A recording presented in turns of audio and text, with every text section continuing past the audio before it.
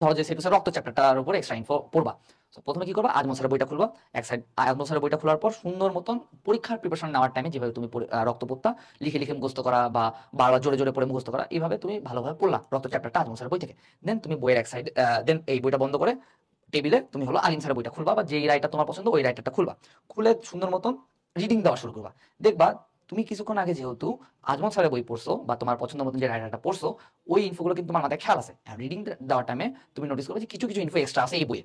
তখন ওই এক্সট্রা যে ইনফোগুলো আছে, ওই এক্সট্রা ইনফোগুলো একটা আলাদা কালির মার্কার দিয়ে বা দাগ দিয়ে রাখলাম, এন্ড মার্কার দিয়ে দাগায় রাখলা। তাহলে হবে কি, নেক্সট টাইম যখন তুমি পড়তে যাবা, তখন হবে কি যে তোমার শুধুমাত্র এক্সট্রা ইনফোগুলোর উপরই ফোকাস যাচ্ছে, অর্থাৎ এক্সট্রা যতগুলো ইনফো আছে ওগুলোর উপর ফোকাস যাচ্ছে, তোমার সময় কম লাগছে। অর্থাৎ তোমার যদি রক্ত চ্যাপ্টার আজমল স্যারের বই থেকে পড়তে তোমার 1 ঘন্টা সময় লাগে, দেখো যে আলিম স্যারের বই থেকে বা যে কোনো তোমার পছন্দ মতো রাইটার যেগুলো আছে, এখান থেকে যদি তুমি এক্সট্রা ইনফোগুলো পড়তে যাও, তোমার সর্বোচ্চ সময় লাগবে 20 মিনিট।